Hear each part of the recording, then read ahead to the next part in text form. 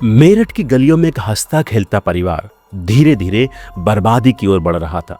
लेकिन किसी को अंदाजा भी नहीं था कि इस परिवार की खुशियों को इतनी दर्दनाक तरीके से खत्म कर दिया जाएगा। ये कहानी है सौरभ, मुस्कान और साहिल की, जहां प्यार, धोखा और नशे ने मिलकर एक ऐसा खतरनाक खेल रचा कि इंसानियत भी कांप उठी। सौरभ एक मेहनती और ईमानदार इंसान था। उसने अपने परिवार की खुशियों के लिए दिन रात मेहनत की। एक अच्छी नौकरी, सुंदर पत्नी मुस्कान और एक प्यारी सी बेटी, सब कुछ उसके पास था। लेकिन शायद उसे अंदाजा भी नहीं था कि वो जिन पर आंख मूंद कर भरोसा कर रहा है वही उसके सबसे बड़े दुश्मन बन चुके हैं।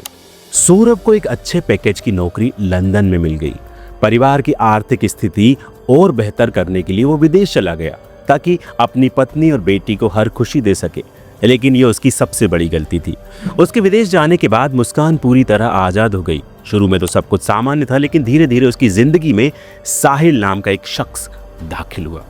साहिल पहले से ही मुस्कान का दोस्त था, लेकिन अब वो दोस्ती प्यार में बदल चुकी थी।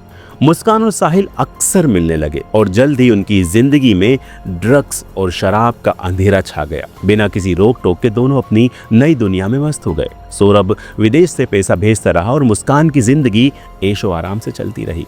लेकिन अब उसकी खुशियों के आड़े सिर्फ एक ही इंसान था, सौरभ। मुस्कान जानती थी कि जब सौरभ वापस आएगा तो वो न सिर्फ उसके और साहिल के रिश्ते का विरोध करेगा, बल्कि उनके नशे की लत को भी खत्म करने की कोशिश करेगा। उसे एक ऐसा समाधान चाहिए था जिससे सौरभ हमेशा के लिए उसकी जिंदगी से बाहर हो जाए। और तभी उसके दिमाग में एक खौफनाक योजना आई, मर्डर। लेकिन ये कोई साधारण मर्डर नहीं होने वाला था। मुस्कान ने साहिल को अपने साथ मिलाया और दोनों ने सौरभ को मारने की प्लानिंग शुरू कर दी। ये मर्डर सिर्फ एक अपराध नहीं था, बल्कि एक सोची समझी साजिश थी जिसे बेहद शातिर तरीके से अंजाम दिया जाना था। मुस्कान ने पहले साहिल के मन में ये यकीन दिलाने की कोशिश की कि उसकी मरी हुई मां उससे संपर्क कर रही है। उसने एक फेक स्नैपचैट अकाउंट बनाया और साहिल को मैसेज भेजने लगी जैसे कि उसकी मां ही उससे बात कर रही हो। साहिल पहले से ही ब्लैक मैजिक और तंत्र विद्या में विश्वास रखता था और मुस्कान ने इसी कमजोरी का फायदा उठाया। धीरे धीरे साहिल को विश्वास हो गया कि उसकी मां की आत्मा उससे कह रही है कि मुस्कान उसकी सच्ची साथी है और जो भी कहे उसे करना चाहिए। इन नकली संदेशों ने साहिल के दिमाग को पूरी तरह से कंट्रोल कर लिया। अब वो मुस्कान के इशारों पर नाचने लगा। नवंबर 2024 से दोनों ने सौरभ की हत्या की प्लानिंग शुरू कर दी। मुस्कान ने घर में बड़े बड़े चाकू खरीद कर रख लिए, ये कहकर कि वो मीट काटने के लिए हैं। इसके अलावा उसने एंजाइटी का बहाना बनाकर ढेर सारी नींद की गोलियां भी घर पर जमा कर ली। अब उन्हें बस सही मौका चाहिए था और वो मौका जल्द ही आने वाला था। सौरभ 24 फरवरी 2025 को अपनी बेटी का जन्मदिन मनाने के लिए इंडिया लौट रहा था। मुस्कान ने इस मौके को अपने फायदे के लिए इस्तेमाल करने का फैसला किया। 25 फरवरी की रात मुस्कान ने पहली बार कोशिश की। उसने सौरभ के खाने में नींद की गोलियां मिला दी। थोड़ी देर बाद सौरभ को नींद आने लगी, लेकिन वो पूरी तरह से बेहोश नहीं हुआ था। मुस्कान को लगा कि ये सही वक्त नहीं है, इसलिए उसने उस रात मर्डर नहीं किया। लेकिन इसके बाद सौरभ और मुस्कान के रिश्ते अचानक सुधरने लगे। सौरभ को लग रहा था कि शायद अब सब कुछ ठीक हो रहा है, लेकिन असल में मुस्कान सिर्फ एक और मौके का इंतजार कर रही थी। एक ऐसा मौका जब सौरभ पूरी तरह उसके काबू में हो। 25 फरवरी की रात जब पहली बार सौरभ को मारने की कोशिश नाकाम हुई तो मुस्कान और साहिल ने प्लान में कुछ बदलाव किए। अब उन्हें इस बात का ध्यान रखना था कि अगली बार कोई भी गलती ना हो।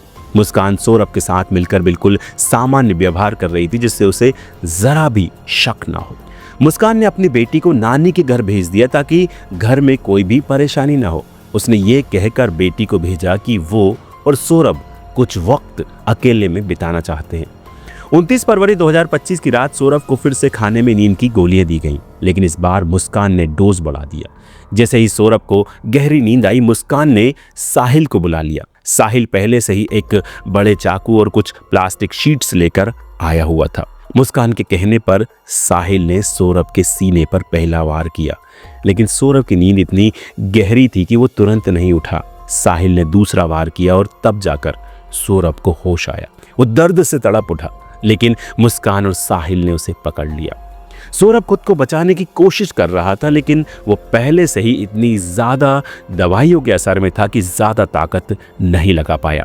मुस्कान ने उसकी गर्दन पकड़ ली और साहिल ने बार बार चाकू से वार करना शुरू कर दिया।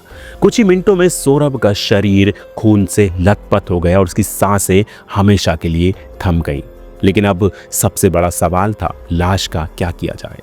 अगर लाश घर में मिल जाती तो पुलिस तक मामला पहुंच सकता था। इसलिए मुस्कान और साहिल ने इसे ठिकाने लगाने का प्लान बनाया। पहले तो उन्होंने सौरभ के शरीर को प्लास्टिक में लपेटकर बाथरूम में रख दिया। इसके बाद मुस्कान ने घर की पूरी सफाई की ताकि कहीं भी खून के धब्बे ना रहें।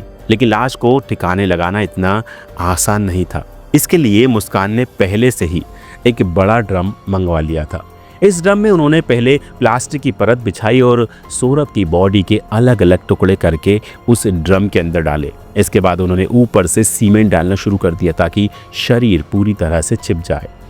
जब पूरा ड्रम सीमेंट से भर गया तो उन्होंने उसे कोने में रख दिया, मानो वो घर का कोई सामान हो। कुछ ही घंटों में सौरभ इस दुनिया से गायब हो चुका था, लेकिन उसकी हत्या की किसी भी तरह की भनक किसी को भी नहीं लगी। लेकिन मुस्कान को यह भी पता था कि सिर्फ लाश छिपाने से काम नहीं चलेगा। उसे ऐसा दिखाना होगा कि सौरभ जिंदा है और कहीं बाहर घूम रहा है। इसके बाद 5 मार्च 2025 को मुस्कान और साहिल खुद हिमाचल के लिए निकल गए ताकि ये और भी ज़्यादा सच लगे कि सौरभ सच में वेकेशन पर गया हुआ है। मुस्कान ने सौरभ का फ़ोन अपने पास रख लिया और उसके सोशल मीडिया अकाउंट से फ़ोटो और मैसेज पोस्ट करने लगी। उसने दोस्तों और रिश्तेदारों को ये दिखाने के लिए कि सौरभ जिंदा है, उसके अकाउंट से हिमाचल घूमने की फेक पोस्ट डाली। जब सौरभ की बहन ने उसे संपर्क किया तो मुस्कान ने ही उसके फ़ोन से जवाब दिया, लेकिन जवाब कुछ अजीब थे, जिसे सौरभ की बहन को शक होने लगा। होली का त्यौहार आने वाला था और सौरभ की बहन ने फिर से उससे संपर्क करने की कोशिश की। जब उसने कॉल किया तो फ़ोन तो बजता रहा, लेकिन किसी ने फ़ोन उठाया नहीं। अब शक और भी गहरा गया। अगर सौरभ सोशल मीडिया पर एक्टिव है और मैसेज भेज रहा है तो वो कॉल क्यों नहीं उठा रहा। 18 मार्च 2025 को सौरभ के भाई ने पुलिस स्टेशन जाकर गुमशुदगी की रिपोर्ट दर्ज करा दी। इसी के साथ पुलिस हरकत में आ गई और इस केस की असली सच्चाई सामने आने की शुरुआत होने लगी।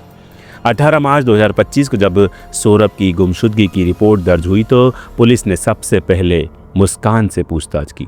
जब पुलिस उसके घर पहुंची और सौरभ के बारे में पूछा तो मुस्कान ने बिना किसी झिझक के वही कहानी दोहरा दी। सौरभ वेकेशन पर गया है। उसने सौरभ के फ़ोन से किए गए सोशल मीडिया पोस्ट और मैसेजेस का हवाला देकर पुलिस को गुमराह करने की कोशिश की, लेकिन पुलिस को उसकी बातों पर पूरी तरह से भरोसा नहीं हुआ। जब पुलिस ने मुस्कान से और भी कुछ ज़्यादा सवाल किए तो वो थोड़ी घबराने लगी। उसकी बॉडी लैंग्वेज, आवाज़ में हल्की लड़खड़ाहट और चेहरे की बेचैनी ने पुलिस का शक और बढ़ा दिया। जांच आगे बढ़ी तो पुलिस ने मुस्कान और साहिल के रिश्ते के बारे में भी पता चला। अब पुलिस को यह समझ में आने लगा था कि यह कोई मामूली गुमशुदगी का मामला नहीं है, इसमें कोई बड़ी साजिश हो सकती है। इसी दौरान जब सौरभ की बेटी अपने नाना नानी के घर से वापस लौटी तो पड़ोसियों ने उससे मासूमियत से पूछ लिया, पापा कहाँ हैं? इस पर बच्ची ने जो जवाब दिया उसने सबको चौंका दिया। उसने कहा, पापा तो ड्रम में है। ये सुनकर पड़ोसियों के होश उड़ गए।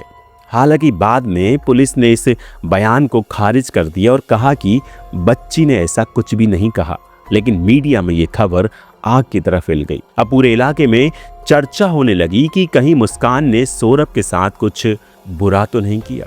पूछताछ के बाद जब पुलिस ने उसे छोड़ दिया और वो अपने माता पिता के घर पहुंची तो वहां का माहौल पूरी तरह बदल चुका था। उसकी मां ने उसे देखते ही डांट लगाई, क्या किया तूने? सच बता। मुस्कान अब तक खुद को संभाले हुई थी, लेकिन मां की ममता और गुस्से के सामने उसकी हिम्मत टूट गई।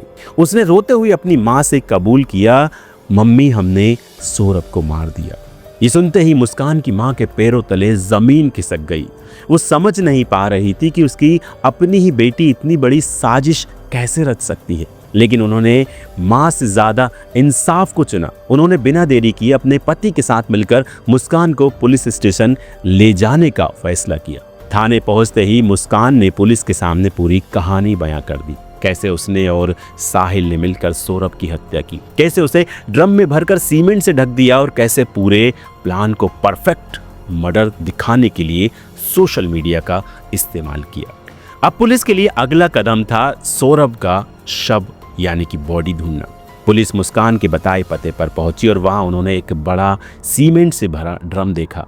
ड्रम इतना भारी था कि उसे हिलाना भी मुश्किल हो रहा था। जैसे ही पुलिस ने उसका ढक्कन खोला, अंदर से एक भयानक बदबू निकली।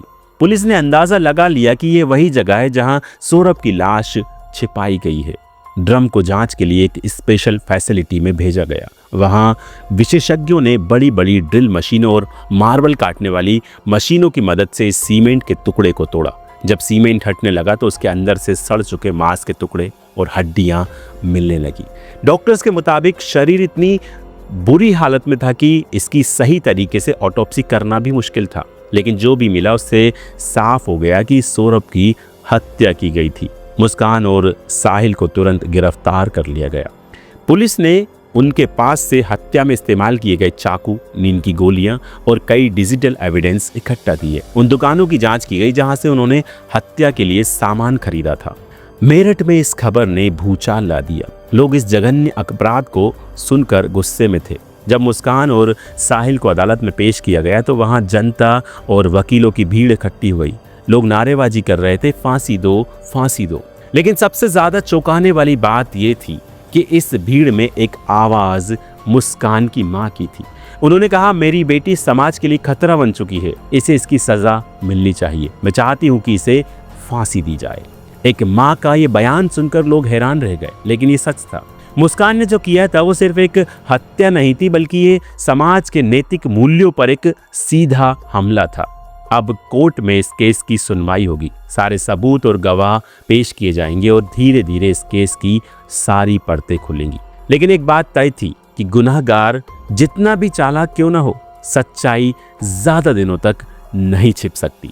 दोस्तों, अगर आपको हमारे वीडियो पसंद आया हो तो इस वीडियो को आप ज़्यादा से ज़्यादा शेयर करें। अगर आपने अभी तक हमारे इस चैनल को सब्सक्राइब नहीं किया है तो हमारे इस चैनल को आप ज़रूर सब्सक्राइब करें और घंटी ज़रूर दबाएं। मिलते हैं किसी अगले वीडियो में, तब तक के लिए नमस्कार।